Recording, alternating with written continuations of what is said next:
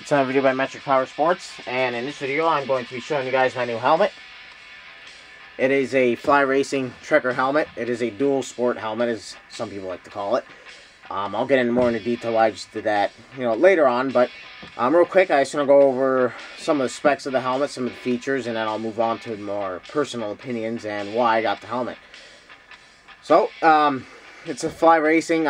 In the off-road world, it's like a shoey. They're very, very well built helmets, very high quality, and it might seem like a very expensive helmet, but for 150 bucks, you really can't go wrong. And again, I'll go over. That's actually very inexpensive for a helmet like this. But again, I'll go over some of the features and stuff. So this moves up and down very nicely. The visor, definitely a big plus when you're riding. Sometimes my visor will get locked, or my screen will get locked with certain helmets that I wear. But this one I shouldn't have that problem. And then like every other helmet, it's got the adjustable vents on the front.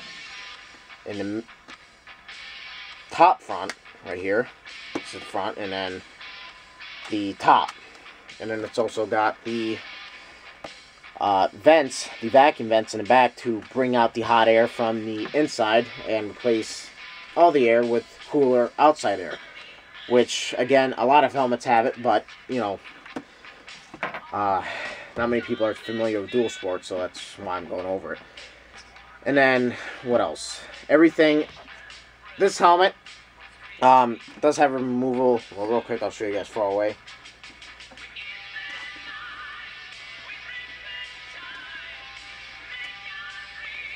It does have a removable visor, so if you don't want this and you are going to be doing higher speeds, I would definitely recommend taking this off, because this might act as kind of a parachute and restrict your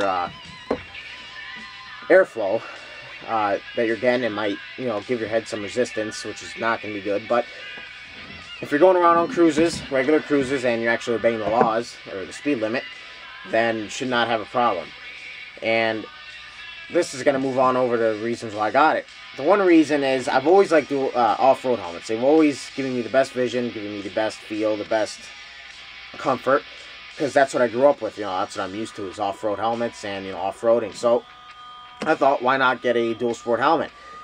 I forgot about the fact that it's a dual sport, because to me that's a big misconception. It's called a dual sport, but why can't you use it on a sport bike? Why can't you use it on a cruiser? Well, because people just have that belief. Honestly, the way I look at it, it's a helmet as if it were to have a hat on it. That's the way I personally look at it. It's taking the capabilities of tints and replacing it with this. Personally, I don't like tints simply because they restrict my riding capabilities. It seems like I can't see the road as clear, so, big reason why I got is this. I can't stand the sun shining in my eyes, so this should block off some of it.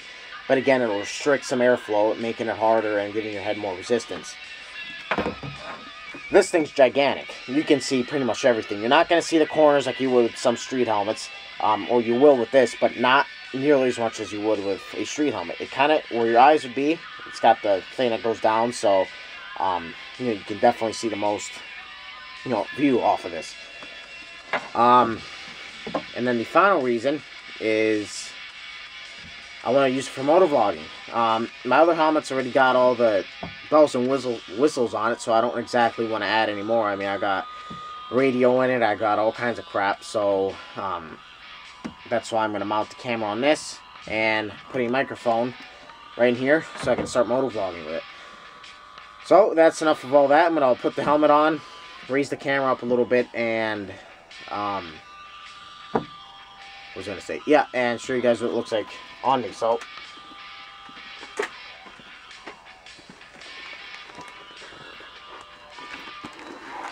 here we go.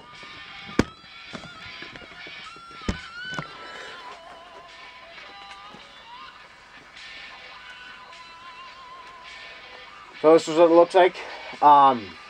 Another quick feature is, like I said, you can remove this to make it a street helmet. You can remove the lens to make it an off-road helmet, and you can leave it the way it is to keep it as a dual sport helmet.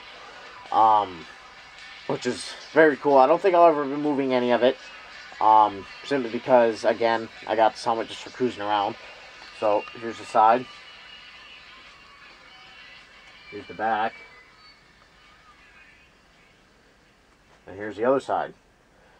So that's pretty much it. If you guys have any questions, please feel free to ask, and thanks for watching. See ya.